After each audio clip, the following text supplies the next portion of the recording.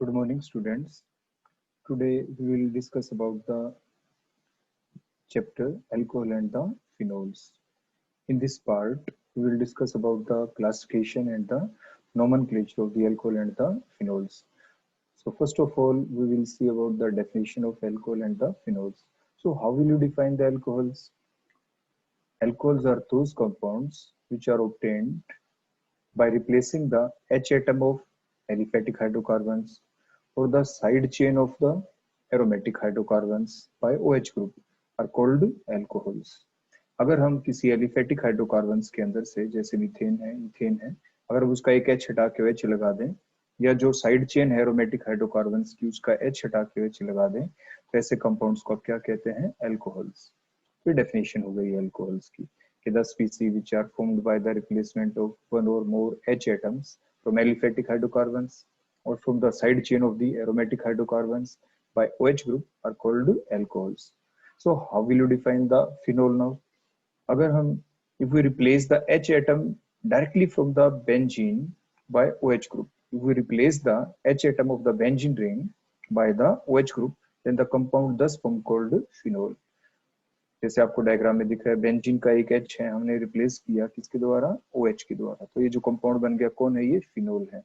So the species which are formed by the replacement of one or more H atoms of the benzene ring by OH group called phenol. अगर हम एक से ज्यादा जो phenol बन गया अब हमारा बेंजीन के ऊपर OH आ गया अगर हम अब इस फिनोल के अंदर से जो बेंजीन रिंग के और H हैं वो हटा के और कोई और एनी ग्रुप कोई भी ग्रुप लगा दें आप एक या एक से ज्यादा तो आपने फिनोल्स कहते हैं। मींस हम सब्स्टिट्यूशन करना चाहते हैं OH के अंदर बेंजीन रिंग जो है फिनोल का बेंजीन रिंग जो है फिनोल का उस बेंजीन रिंग के अंदर हम क्या करना चाहते हैं सब्स्टिट्यूशन। अगर हम सब्स्टिट्यूशन कर दें तो फिर जो कंपाउंड बनेगा सब्स्टिट्यूटेड फिनोल बनेगा उसे आप फिनोल्स कहते हैं। So the species which are formed by the replacement of one or more H atom of the benzene ring of the phenol by any group called phenols. Next अब हम देखेंगे classification आपके alcohols की। तो alcohol can be classified in different ways. First way of classification is the aliphatic alcohol and the aromatic alcohols. So what are the aliphatic alcohols? The alcohols which are formed by replacing the H atom of the aliphatic hydrocarbons by the OH group called aliphatic alcohols. अगर हम aliphatic hydrocarbons का H हटा के OH लगा दे तो aliphatic hydrocarbons हैं। अगर हम एरोमेटिक जो हाइड्रोकार्बन्स की साइड चेन के अंदर से H हटा के OH लगा दे तो एरोमेटिक एल्कोहल्स हैं। What are the aliphatic alcohols? The alcohols which are formed by the replacement of one or more H atoms from the aliphatic hydrocarbons by the OH group are called aliphatic alcohols. And what are the aromatic alcohols? The alcohols which are formed by the replacement of one or more H atoms from the side chain of the aromatic hydrocarbons by the OH group called aromatic alcohols. अब बड़ा basic rule है ये हमारा अगर एक carbon के ऊपर एक से ज्यादा OH ग्रुप आ जाए तो वो कंपाउंड अनस्टेबल होते हैं टुवर्ड्स हीट। आप नीचे इस डायग्राम के अंदर देख रहे हैं कि यहाँ पे एक कार्बन के ऊपर एक से ज्यादा देखो OH है एक से ज्यादा OH है तो क्या लॉस हो गया बोलो वाटर लॉस हो गया। तो एक कार्बन के ऊपर एक से ज्यादा OH एग्जिस्ट नहीं कर सकते हैं वाटर लॉस हो जाता है। नेक्स्ट एग्जांपल में देखें यहाँ पे तो बल्कि 3 का OH ग्रुप हमने लगा के दिखा रखे हैं तो कार्बन के ऊपर एक से ज्यादा OH होते ही क्या लॉस होना होता है बोलो वाटर लॉस हो जाएगा। और ये जो कंपाउंड जिनके अंदर एक कार्बन के ऊपर एक से ज्यादा OH हो तो वो अनस्टेबल होते हैं। तो the species which contain more than one OH group on the same carbon atom are unstable and they get stabilized by losing the water molecule. तो इसलिए हम क्या कह सकते हैं कि one carbon atom can have a maximum of one OH group. इसी ये जो बात हमने बताई है हमारी नेक्स्ट आगे क्लासिफिकेशन में भी यूजफुल हो सकती है उनको ध्यान रखने में। अब देखो जो नेक्स्ट क्लासिफिकेशन है हमारे एल्कोहल्स की तो उसके बेसिस पे हमारे एल्कोहल 3 टाइप के हो सकते हैं monohydric alcohols dihydric alcohol and the trihydric alcohol. Mono means 1 hydric का मतलब OH डाई मींस 2 हाइड्रिक का मतलब OH ट्राई का मतलब 3 हाइड्रिक का मतलब OH। तो ऐसे एल्कोहल जिनके अंदर एक ही OH हो तो monohydric alcohols. So the alcohols which contain only one OH group are called monohydric alcohols जैसे इथेनॉल आपको दिख रहा है। The alcohols which contain two OH groups are called dihydric alcohols. जैसे आपको इथाइलिन ग्लाइकोल दिख रहा है इसमें आप ध्यान से देखें these two OH group are present on the separate carbon atom. They are not present on the same carbon atom as we already discussed. the two carbon atom, the three carbon atom can never be present on the same carbon atom. The compound becomes unstable, वो unstable हो जाएगा आपका. What are trihydric alcohols? The alcohols which contain 3OH group are called trihydric alcohols. जैसे glycerol is the example. यहाँ पे भी आप देखिए 3OH आपके अलग अलग सेपरेट कार्बन एटम के ऊपर ही है. नेक्स्ट हम देखेंगे कि जो हमारे ये मोनोहाइड्रिक एल्कोहल्स, इनकी फर्दर टाइप्स के वो एल्कोहल जिनमें एक OH ग्रुप हो वो आपके मोनोहाइड्रिक एल्कोहल होते हैं. Monohydric alcohol further of three types, the primary alcohol, the secondary alcohol and the tertiary alcohol. What are the primary alcohols? देखो आप ध्यान से देखिए इस एग्जांपल को. ये जो कार्बन है जिसके ऊपर OH लगा हुआ है एक ही कार्बन से अटैच है या एक से भी ना होता. सो the alcohols in which the carbon containing OH group is linked either with one carbon atom or the no carbon atom are called the primary alcohols. अपने क्या कहते हैं? Primary alcohols. Secondary alcohol कौन होंगे? The alcohols in which the carbon atom containing the OH group, carbon atom containing the OH group is further linked with the two carbon atom or the two alkyl groups are called the secondary alcohol. आप उन्हें secondary alcohols कहते हैं. What are the tertiary alcohols? The alcohols in which the carbon atom containing OH group is further linked with the three carbon atom or the three R groups are called the tertiary alcohols. अपने क्या कह देते हैं बोलो? अपने tertiary alcohols कह देते हैं. तो ये हुई क्लासिफिकेशन ऑफ मोनोहाइड्रिक एल्कोहल्स की. फर्दर टाइप आपने देखी. अब हम आईपैक नेमिंग देखेंगे एल्कोहल्स की. आईपैक नेमिंग देखने से पहले हमें ये देखना जरूरी है कि प्रायोरिटी जो सीक्वेंस होती है डिफरेंट फंक्शनल ग्रुप की, उसमें आपके एल्कोहल्स एग्जिस्ट कहाँ पे करते हैं. तो आप इस लिस्ट में पूरी में देखें कि ये प्रायोरिटी सीक्वेंस है कि नेमिंग के दौरान कौन प्रायोरिटी ऑर्डर में फंक्शनल ग्रुप पहले आता है कौन बाद में. तो आपके 10th नंबर पे हमने दिखा रखा है. देखो ये अल्कोहल्स आता है और जो फंक्शनल ग्रुप है जितने carboxylic acid, sulphonic acid, acid anhydride, asters, acid halides, amides, cyanide, aldehyde, ketone, ये सारे इससे ऊपर ही आते हैं. तो किसी भी फंक्शनल ग्रुप की जो हम नेमिंग करते हैं वो दो टाइप से करते हैं. अगर वो प्राइमरी का काम करे तो उसको अलग तरीके से उसकी नेमिंग की जाती है, उसका नाम अलग होता है. सेकेंडरी का तो उसका नाम कुछ अलग होगा. जैसे आपका स्कूल का नाम अलग हो सकता है, घर का नाम आपका अलग हो सकता है. नेक्स्ट आप देखें अब एल्कोहल्स के बारे में. अगर ये प्राइमरी फंक्शनल ग्रुप का काम करता है, मींस अगर कोई भी ऐसा कंपाउंड जिसके अंदर या तो अकेला ही प्रेजेंट हो या प्रायोरिटी सीक्वेंस के बेसिस के ऊपर ये प्राइमरी बन गया हो, तो इसको ओल कहेंगे हम. अगर ये सेकेंडरी का काम करे तो इसको क्या कहेंगे बोलो? हाइड्रोक्सी. क्या कहेंगे आप इसे? हाइड्रोक्सी कहेंगे. अब आप डिफरेंट एग्जांपल्स से देखें. आप इस एग्जांपल में देखें जो प्रिंसिपल चेन है, means the longest carbon atom chain, the longest carbon atom chain having functional group is called the principal chain. इसके अंदर आपने देखा कि इसके अंदर तो एक ही फंक्शनल ग्रुप लगा हुआ है, तो ये प्राइमरी ही होगा, तो इसलिए OH को हम ओल के नाम से पुकारेंगे. नेक्स्ट एग्जांपल में देखें. यहाँ पे जो प्रिंसिपल चेन है, द प्रिंसिपल चेन क्या होती है? The longest possible carbon atom chain having the functional group double bond, triple bond, जितनी मैक्सिमम चीजें वो उसमें आ जाए तो प्रिंसिपल चेन होती है. तो यहाँ पे भी हमने प्रिंसिपल चेन डिटेक्ट की और इसके अंदर आपने देखा कि दो दो फंक्शनल ग्रुप, एक CH एक OH. तो प्रायोरिटी सीक्वेंस में CH पहले आता है तो CH प्राइमरी फंक्शनल ग्रुप बन जाएगा और OH आपका क्या बन जाएगा? सेकेंडरी फंक्शनल ग्रुप बन जाएगा. नेक्स्ट एग्जांपल देखें. इसमें प्राइमरी जो चेन है, जो प्रिंसिपल चेन है, इसमें दो फंक्शनल ग्रुप आपको दिख रहे हैं, OH एक NH2. तो प्रायोरिटी सीक्वेंस के बेसिस के ऊपर OH पहले आता है इसलिए प्राइमरी और NH2 बाद में आता है इसलिए सेकेंडरी फंक्शनल ग्रुप बन जाएगा. इसलिए OH को यहाँ पे हम ओल के नाम से पुकारेंगे. नेक्स्ट एग्जांपल में आप देखें. इसके अंदर देखो सारे ही OH हैं तो इसलिए सभी एक ही जैसे हैं, तो ये प्राइमरी फंक्शनल ग्रुप का ही काम करेंगे, सभी को ओल के नाम से पुकारेंगे. 3 है तो ट्राई लगा देंगे, जैसे आगे ट्राई ओल, ऐसे इनकी नेमिंग बन जाएगी. अब कई बार पजलिंग किस चीज में होती है कि OH को देखते हुए कि OH कहाँ अटैच है, कब उसको एल्कोहल कहें कब उसको कार्बोक्सिलिक एसिड. अगर OH सिंपल कार्बन एटम की चेन से देखो अटैच हो, एक ऐसे कार्बन से अटैच हो जो एक एल्काइल ग्रुप की हो, सिंपल मतलब जिसके ऊपर कार्बन और हाइड्रोजन ही अटैच हो, तो आप उसको एल्कोहल कहते हैं.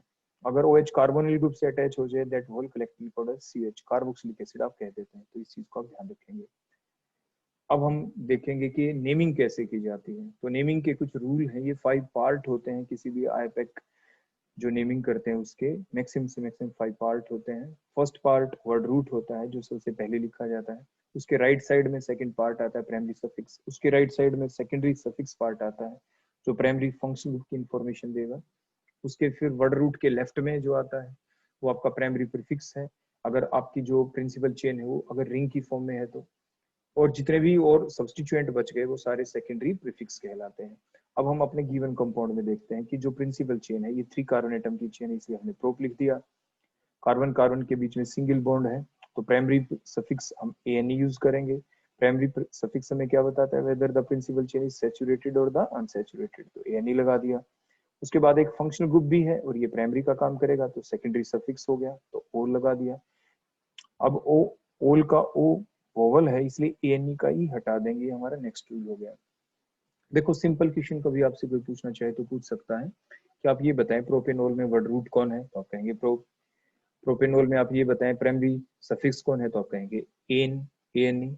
सेकेंडरी सफिक्स कौन है, तो आप कहेंगे ओल। तो देखो क्वेश्चन किसी भी फॉर्म में पूछा जा सकता है, तो आप रूल्स को ध्यान में रखते हुए ही आप उनकी नेमिंग याद करें। ये नहीं कि आपको नेमिंग लिखनी आ गई उसके बाद आप भूल ही जाएं कि वर्ड रूट क्या है, प्राइमरी सफिक्स क्या है, सेकेंडरी सफिक्स क्या है, प्राइमरी प्रीफिक्स क्या है, सेकेंडरी प्रीफिक्स क्या है। ये सारे पार्ट आपको याद रखने जरूरी है। नेक्स्ट एग्जांपल हम लेते हैं, इसके अंदर आप देखें दो ही कार्बन है तो प्रिंसिपल चेन में क्या हो गया, इथ। और प्रिंसिपल चेन के अंदर सिर्फ सिंगल बॉन्ड है, देखो वायलेट कलर से दिखा रखा है, पिंक कलर से दिखा रखा है, तो एन हो गया। दो ओ एच है तो ओल हो गया।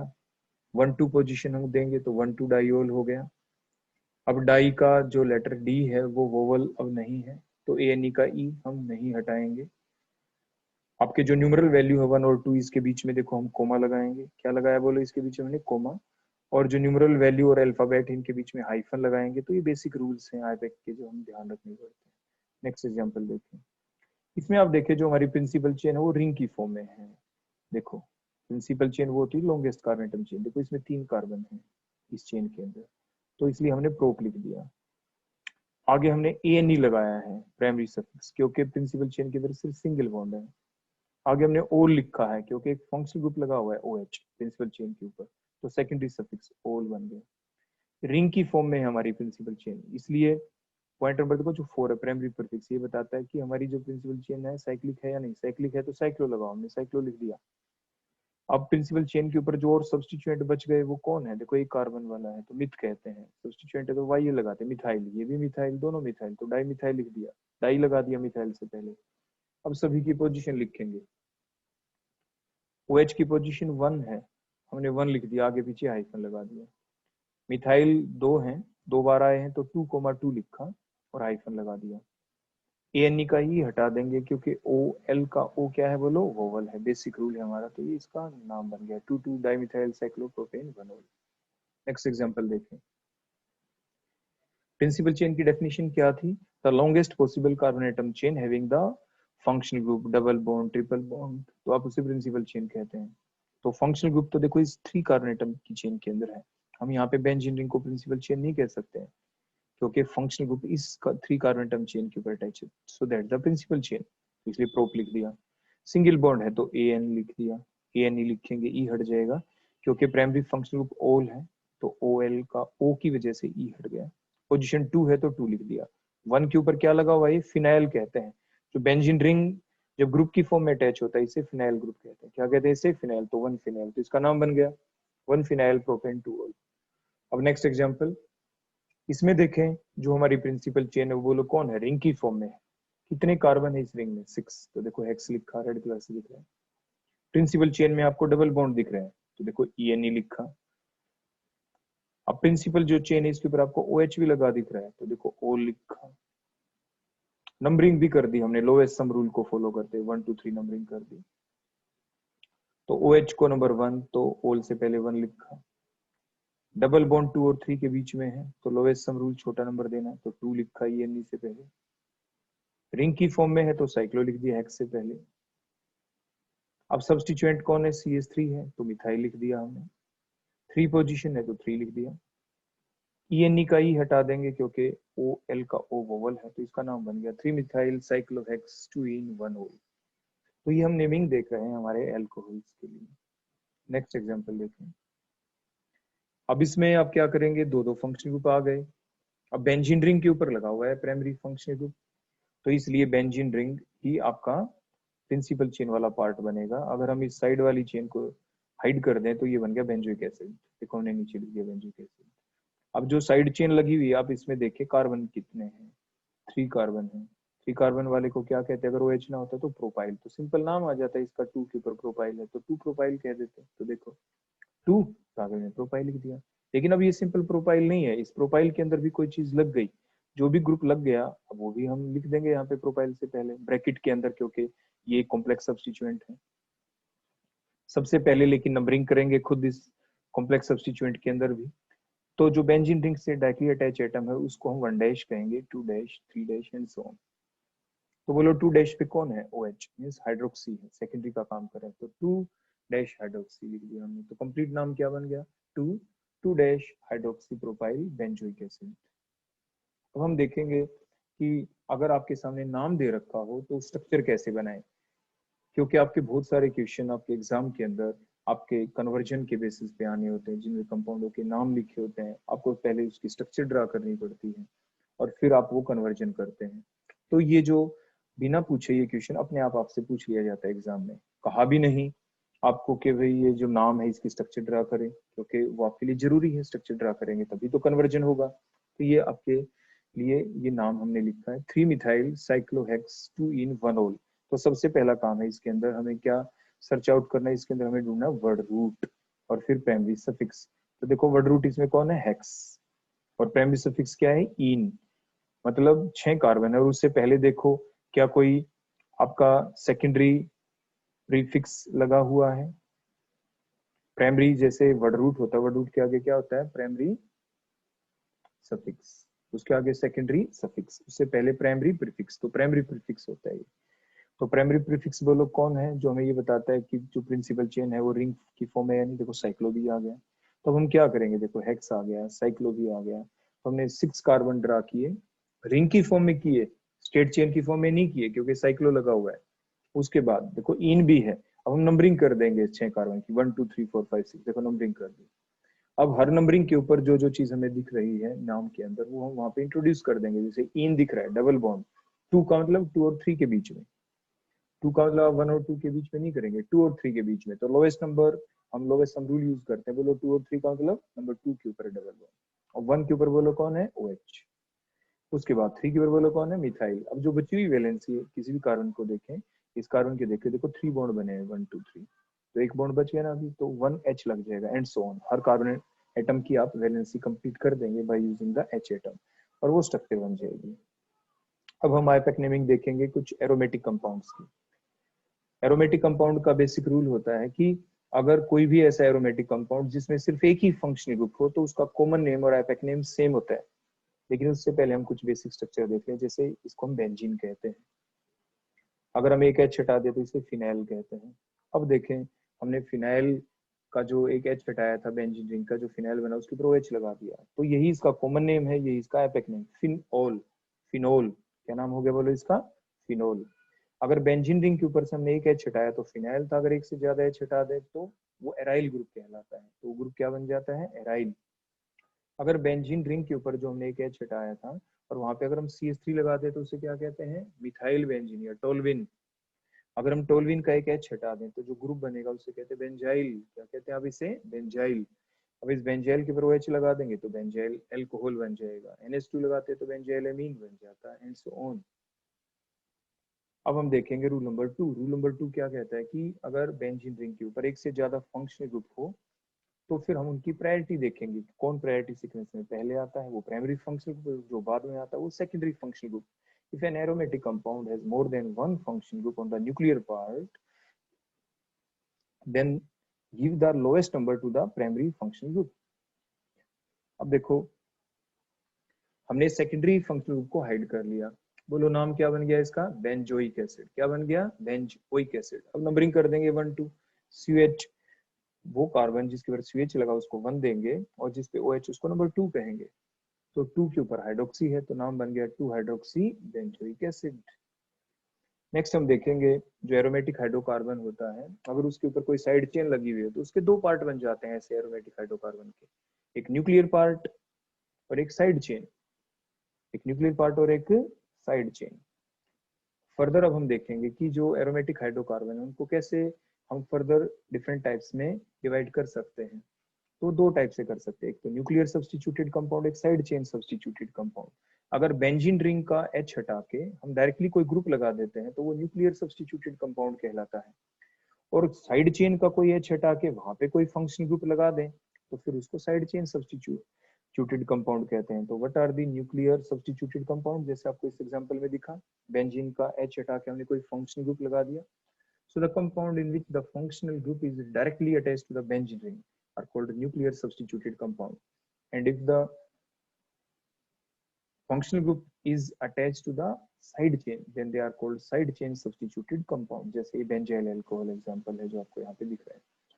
नेक्स्ट हम देखेंगे जो न्यूक्लियर सब्स्टिट्यूटेड कंपाउंड है, फर्दर 3 टाइप्स हम इनको कैसे डिवाइड कर सकते हैं, ऑर्थो सब्स्टिट्यूटेड, मेटा सब्स्टिट्यूटेड और द पैरा सब्स्टिट्यूटेड कंपाउंड्स। अगर ऑर्थो पोजीशन के ऊपर हम कोई ग्रुप लगा दें, देखो जो बेंजीन रिंग होता है, इस बेंजीन रिंग के अंदर वो कार्बन जिसके ऊपर कोई ग्रुप लगा हुआ है उस कार्बन को तो हम कहते हैं इप्सो कार्बन एटम। क्या कहते हैं आप उसे? इप्सो कार्बन एटम। उससे जो नेक्स्ट एडजेसेंट 2 कार्बन है राइट और लेफ्ट दोनों साइड में, देखो इधर अगर नंबरिंग करें 1 2 3 4 5 6, तो जो 2 पोजीशन और 6 वाले उनको हम कहते हैं ऑर्थो।